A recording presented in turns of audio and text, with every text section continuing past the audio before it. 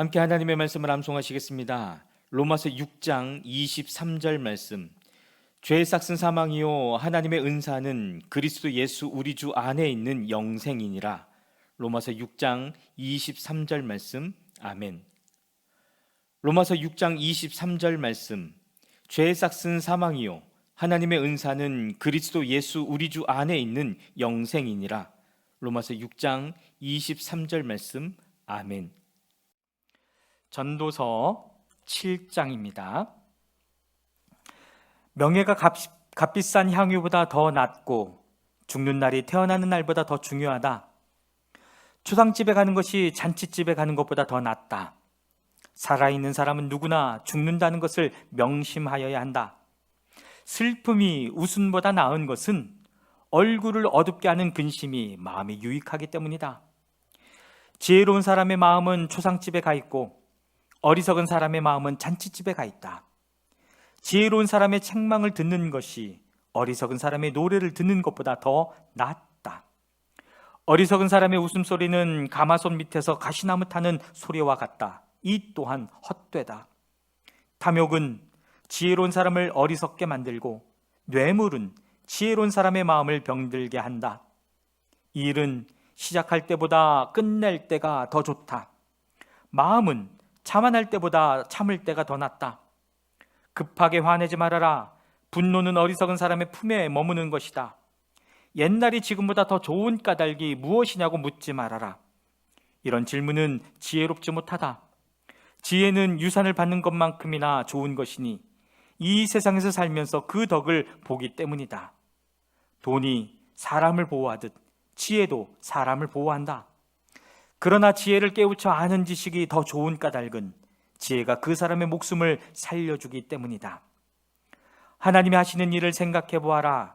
하나님이 구부려 놓으신 것을 누가 펼 수 있겠는가? 좋은 때에는 기뻐하고 어리석은 때에는 생각하여라. 하나님은 좋은 때도 있게 하시고 나쁜 때도 있게 하신다. 그러기에 사람은 제 앞일을 알지 못한다. 헛된 세월을 사는 동안에 나는 두 가지를 다 보았다. 의롭게 살다가 망하는 의인이 있는가 하면 악한 채로 오래 사는 악인도 있더라. 그러니 너무 의롭게 살지도 말고 너무 슬기롭게 살지도 말아라. 왜 스스로를 망치려 하는가? 너무 악하게 살지도 말고 너무 어리석게 살지도 말아라. 왜 체명도 다 못 채우고 죽으려고 하는가? 하나를 붙잡되 다른 것도 놓치지 않는 것이 좋다. 하나님을 두려워하는 사람은 극단을 피한다. 지혜는 슬기로운 한 사람을 성읍을 다스리는 통치자 10명보다 더 강하게 만든다. 좋은 일만 하고 잘못을 전혀 저지르지 않는 의인은 이 세상에 하나도 없다. 남들이 하는 말에 마음을 쓰지 말아라. 자칫하다가는 내 종이 너를 욕하는 것까지 듣게 된다. 너 또한 남을 욕한 일이 많다는 것을 너 스스로 잘 알고 있다. 나는 이 모든 것을 지혜로 시험해 보았다. 내가 지혜 있는 사람이 되어야지 하고 결심해 보았지만 지혜가 나를 멀리하더라. 지혜라는 것이 무엇인지 너무도 멀고 깊으니 누가 그것을 알 수 있겠는가? 그래도 나는 한 곳으로만 정신을 쏟아보았다. 지혜가 무엇인지 사물의 이치가 어떤 것인지를 연구하고 조사하고 이해하려고 하였다. 사악이 얼마나 어리석은 일이며 우매가 얼마나 미친 일인지를 깨닫는 데에 정신을 쏟아보았다. 나는 또 올가미와 같은 여자 마음이 덫과 같고 손이 쇠사슬과 같은 여자는 죽음보다 더 쓰다는 것을 알았다. 하나님을 기쁘게 해드리는 남자는 그런 여자를 피할 수 있지만 죄인은 그런 여자에게 걸려들고 말 것이다. 보아라, 전도자가 말한다. 내가 깨달은 것은 이것이다.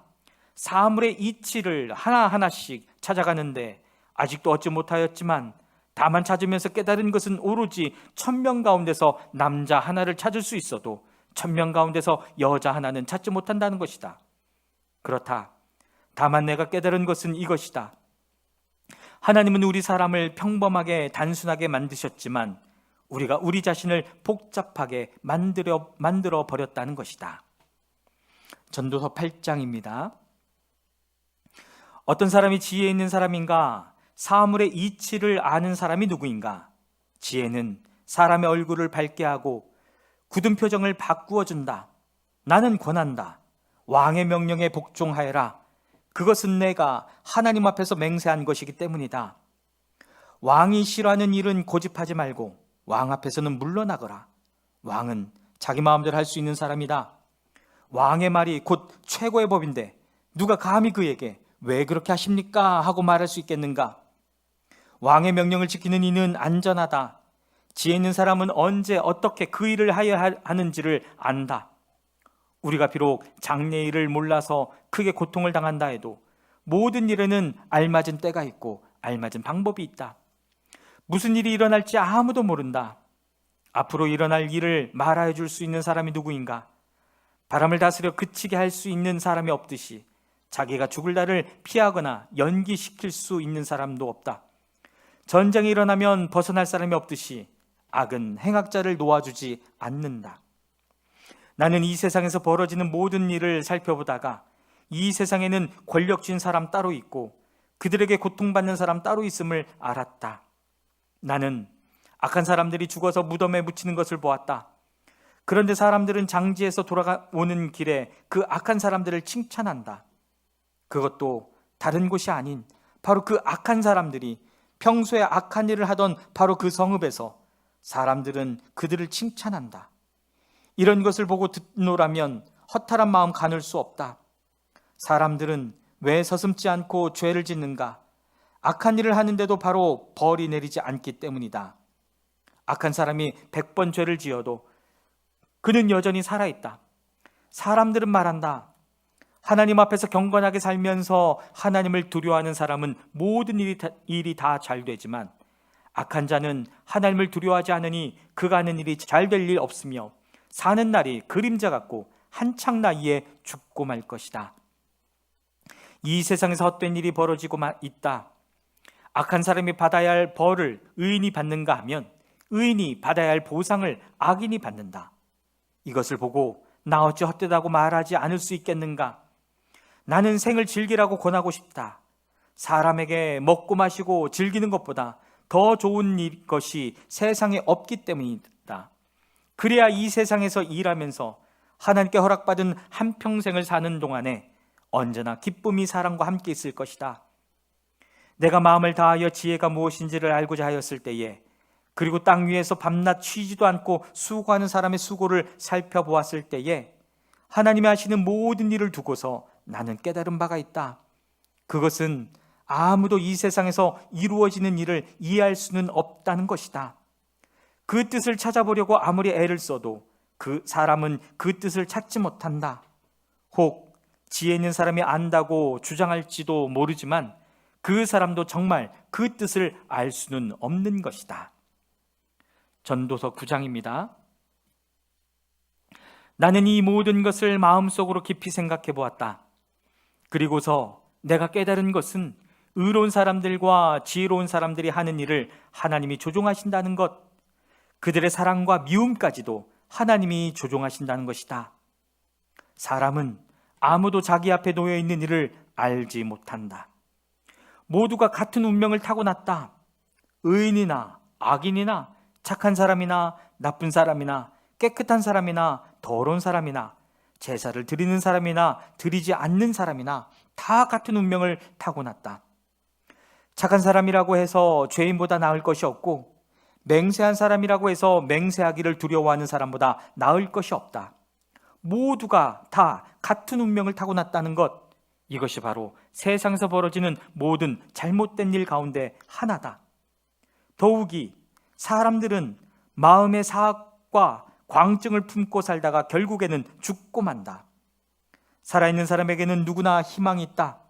비록 개라고 하더라도 살아있으면 죽은 사자보다 낫다. 살아있는 사람은 자기가 죽은 것을 안다. 그러나 죽은 사람은 아무것도 모른다. 죽은 사람에게는 더 이상의 보상이 없다. 사람들은 죽은 이들을 오래 기억하지 않는다. 죽은 이들에게는 이미 사랑도 미움도 야망도 없다. 세상에서 일어나는 어떠한 일에도 다시 끼어들 자리가 없다. 지금은 하나님이 내가 하는 일을 좋게 보아주시니 너는 가서 즐거이 음식을 먹고 기쁜 마음으로 포도주를 마셔라. 너는 언제나 옷을 깨끗하게 입고 머리에는 기름을 발라라. 너의 헛된 모든 날, 하나님이 세상에서 너에게 주신 덧없는 모든 날에 너는 너의 사랑하는 아내와 더불어 즐거움을 누려라. 그것은 내가 사는 동안에 세상에서 애쓴 쑥으로 받는 몫이다. 내가 어떤 일을 하든지 내 힘을 다해서 해라.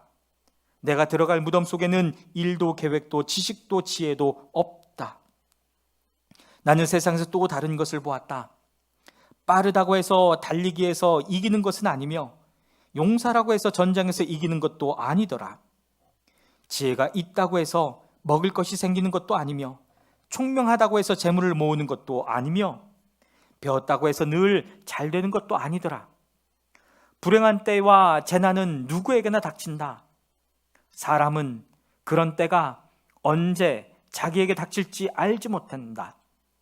물고기가 잔인한 그물에 걸리고 새가 덫에 걸리는 것처럼 사람들도 갑자기 덮치는 악한 때를 피하지 못한다. 나는 세상에서 지혜로운 사람이 겪는 일을 보고서 큰 충격을 받은 적이 있다. 주민이 많지 아니한 작은 성읍이 있었는데 한 번은 힘센 왕이 그 성읍을 공격하였다.